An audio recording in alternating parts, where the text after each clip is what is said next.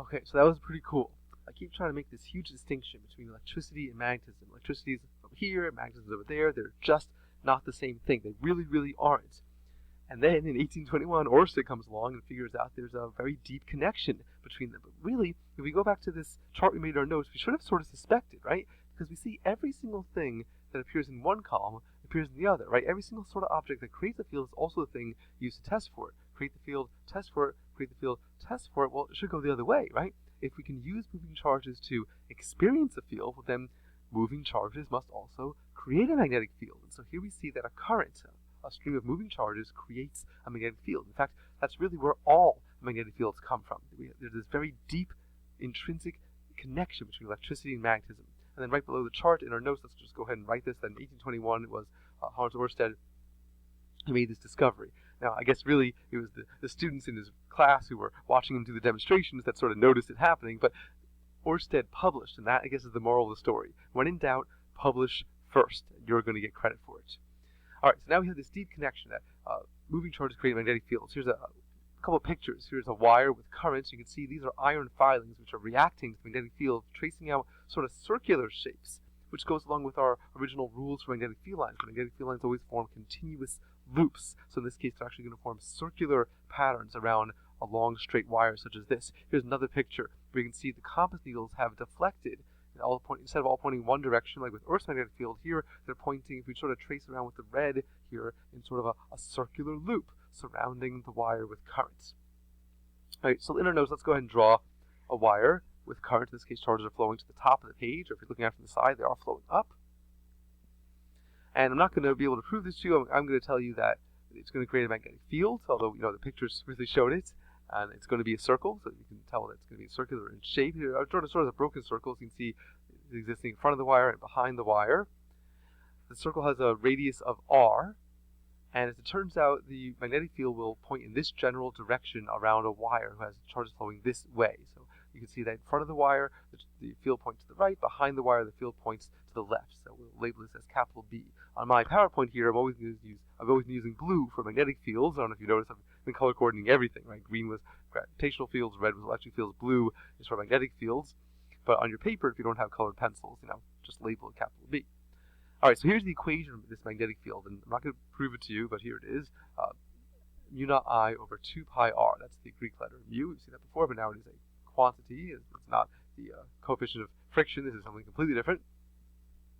And even if you don't quite like the fact I'm just throwing an equation at you, at least it looks like other field equations, right? I'm going to tell you mu naught is a constant, and I, well, that's the current that's creating the field, and the bottom is something with distance. In this case, it's r instead of r squared, just because, well, it's just the nature of the magnetic field. And as always, let's, of course, box it in. Let's define our terms here, where capital B stands for the magnetic field created by the current. Specifically, this is for long straight wires. Now, in this course, we're only going to do long straight wires, except for maybe some qualitative discussions of other geometries, but in higher level courses, you will absolutely get into other shapes of wires, shapes of currents. The I in the equation is the current creating the magnetic field. Just like with all other force and field equations, we always have to be very careful. We know who's playing what role. And if you go back to when we first did F sub m equals ILB sine theta, we said that current was the one experiencing the magnetic field. In other words, it's not the one creating the field. This is the current that is creating the magnetic field. It always goes together. Every time we have the field equation, whatever is the thing in there, that's the thing creating the field. R is the distance from the center of the wire from its axis. So R is measured from the axis of the wire out to wherever it is in space you're looking, and then we trace the circular magnetic field around it. So in this case, R is the radius of that circle, but really it's just distance from the center of the wire. So R can be here, here, here, here, anywhere away from the wire. And then we get to mu naught, which is a constant called the permeability of free space. Ooh, that sounds all exciting. All materials have a permeability constant. This is specifically the permeability of free space, which means it is the vacuum permeability, if there's nothing there. The permeability constant just describes how well a magnetic field can permeate or exist within its materials. This is specifically how well a magnetic field exists in a vacuum, or I guess air, because air is really, really close to a vacuum. And this is a well-known number. I'm sure you all know it, but just in case you've forgotten it, the value of mu naught is 4 pi times 10 to the negative 7th Tesla meter per amperes. You knew that one. Of course you did, right? No? No? Okay. Well, even though this is not a very intuitive number, it's actually a really important number. So just like with other constants, we are going to box it in because this is one of the 6 or 7 numbers that control our entire existence. If this number were any different at all, our entire universe would be completely different. So it's good to know. Now this talks about the magnitude of the magnetic field. What about the direction? How do we know the field line points in general this way? Well, this is a right-hand rule. So we've already had the right-hand rule for forces. Now we're going to do the right-hand rule for fields. This is the way this one works. So just like before, let's say we have a current, in this case pointing at the top of the page. This is what's called the right-hand grip rule. And the field is just the same way I showed you before. Here's what's going to happen with your right hand. You're going to orient your thumb in the direction of conventional current. In this case, it'll be to the top of the page. And then do what this hand is doing. You're just going to wrap your fingers around, and that's going to show the direction of B. So actually, I want you to try this with the screen. Do it right now. In other words, hold your pencil or pen in your left hand right up against the screen, just along with this red arrow, so pointing upwards. And then with your right hand, orient your thumb so it's pointing up as well, and then just wrap your fingers around. You can see you're going to trace out the exact same circle that's here, and the same circle you've already drawn on your page for the wire with current. So this is how it works. This is how it's done. So that means that in this picture here, where the magnetic field is sort of going in this clockwise fashion, I want you to try this, right? Try to grab this green wire. You should notice the only way you can do it so your fingers wrap around this way is if your thumb is pointing sort of downwards, right? So in this case, if your thumb is pointing down, wrap your fingers around, they're going to show the magnetic field surrounding the wire this way. Okay, let's try another bit of practice here. I want you in your notes to draw this horizontally oriented wire. Charge is moving to the right. And I want you to practice doing the right-hand rule. So again, maybe in your left hand, hold your pen or pencil. I always like to actually grab something physical rather than just like grabbing empty space. Okay, so with your left hand, hold your pen or pencil. And then with your right hand, you're going to grab this and figure out the direction of the field and then draw a circle around it. Or multiple circles if you like to.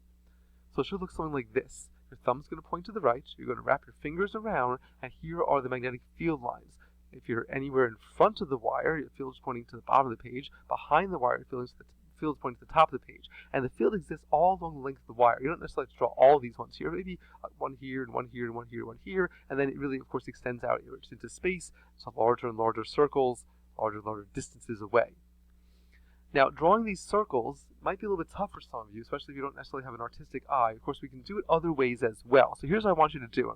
I'm taking a picture of myself doing it. I want you to take your pen or pencil and put it right up against your paper on the wire. And then, with your right hand, with your thumb pointing to the right, try to grab your pencil. Now, leave your pen or pencil against your paper. Obviously, you can't actually grab your pen, but you should feel your fingers over here hitting the paper. It's a very physical, it's a very tactile sensation. You feel your fingers hitting the paper there in this space below the wire, which means below the wire, which way is the magnetic field pointing? It's pointing into the page, right? So your fingers are trying to pierce the page, they're trying to go into the page. How do you draw into? Well, those are X's. So you can actually draw some X's along the length of the wire here. That's where your fingers are hitting the paper. And then I want you to pull your pen or pencil up off the paper a little bit and wrap your fingers all the way around. And now stop your fingers here, where you notice that your fingers are sort of poking up out of the paper. Can you see that? Right? Imagine that. Your fingers sort of dip below the paper and coming out the other side, and now your fingers are pointing out of the paper, which means the field's pointing out over here. How do we draw out? Those are going to be dots. And so dots and X's, this is completely equivalent to drawing these circles, which I know some students have trouble with. And then if you want to draw some more field lines extending outwards on both sides, in fact, if you want to have them sort of clustered here and farther apart, because the equation says B equals mu naught I over 2 pi r, so as r gets larger and larger, the field gets weaker and weaker, and we know from our rules for magnetic field lines that the farther apart the field lines are, the weaker the field. That's why they're drawn with more and more space in between these circles, because the field is getting weaker and weaker the farther and farther you get from the axis of the wire. Let's go back into our problem set and try a little problem here, number 28. Go ahead and read it to yourself and try it completely on your own, both parts A and B, then come back to the video to see how I did it. Okay, so just about some careful reading here. First of all, notice that we're finding the magnitude direction of the magnetic field, right? No force, field. If you need to underline that, circle it, highlight it, whatever you need to do to remind yourself you're finding field, not force, do what you need to do. So, of course, this is obviously a wire with current, and so we're doing B equals mu naught I over 2 pi r, but there's two wires here, so which current should we be using? Again, it's just a matter of reading carefully. Whose field are we finding? We're finding wire 1's field. Where? At wire 2's location. But we're finding wire 1's field, which means we're finding B1, the field produced by wire 1 or current 1. That's going to be this one over here. This is the one that's going to be experiencing wire 1's field. An object can never experience its own field. That doesn't make any sense, right? I'm going to say it again. An object can never experience its own field. So even though we're at wire 2's location, it's going to feel something or other because of wire 1's field. Okay, so now it's just a matter of putting the right numbers in the right places. We know it's 4 pi times 10 to the 7th Tesla meter per amperes. The current is at 3 amps. What's R? I'm sure you caught this, of course, is in centimeters. We're going to convert. That's 0.22 meters. Now, every single time we do these calculations, you're going to have the 4 pi on top from mu naught, and you're going to have 2 pi in the bottom. So if you want to immediately cancel those out and leave just a 2 on top, that's fine, as long as you remember it's 2 times 10 to the negative 7th when you put the numbers in. So we should be getting 2.7 times 10 to the negative 6 Tesla, or 2.7 microtesla, if you like to write it that way. It might be more convenient to do so, and that seems to be reasonable to replace 10 to the negative 6 with micro. Oh, but we're not done. I'm sure you caught that, of course, there's magnitude and direction. Or maybe you're one of those students who keeps losing points on tests because you always forget to put direction. But hey, let's go ahead and do it, right? So how do we find the direction? Right-hand rule. Okay, now, which right-hand rule is it? Is this the one where we start by pointing, or the one we grab? This is the grabbing one. So anytime we're doing magnetic field, you're going to be grabbing. And who are we grabbing? We're grabbing wire 1. So here we are. We're going to grab wire 1 with your right thumb pointing to the right. In fact, this is the exact same situation just in your notes, so you should have no problem seeing that we're going to have dots above and X's below, because it's the exact same situation as before. Feel free to try it again for practice. Now, where are we looking? We're looking where wire 2 is located. So just imagine we're just extending those X's all the way down to wire 2, where wire 2 is located, which means that at its location, since it's on this, on this side of the wire, the field from wire 1 is into the paper at wire 2's location. So it is into the paper, or X. All right. For letter B, you want to find magnitude direction of the net magnetic field location midway between the two wires. So now we have to worry about both wires. This is a superposition problem, just like we've done with superposition of fields for electrostatics, which means each wire contributes its own field. So we want to find, for example, the field produced by wire 2. So now it's mu naught I2 over 2 pi r, and we should be getting 9.1 microtesla. Did you get that? Or were you off by maybe like a factor of 2?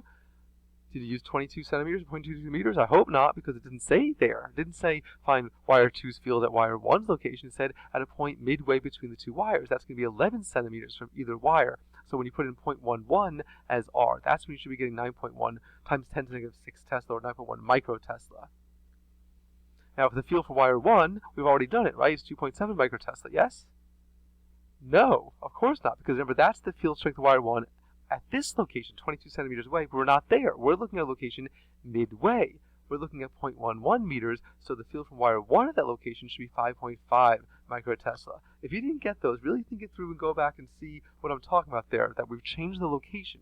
R in the equation could be any distance away from the wire, and specifically in part B, we're looking at a point midway. That's 11 centimeters from wire 1, 11 centimeters from wire 2. But we still have to find the net magnetic field. Should we just put these two together? Should we add them? How do we know?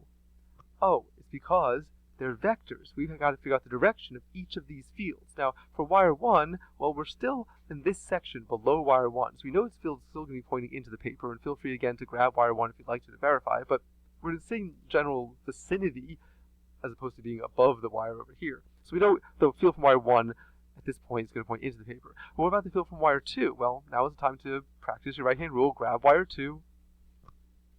Or you just refer back to your notes. It goes against the exact same picture, but now we're located over here. The point midway is over here, and so we're above wire 2. That's where your fingers are poking up out of the paper, and its field is pointing out. So if this field's pointing out, this field's pointing in, what should we do with these numbers? We should subtract, because they're in opposite directions. So the net magnetic field is 3.6 microtesla out of the paper, because of course this one is clearly dominating.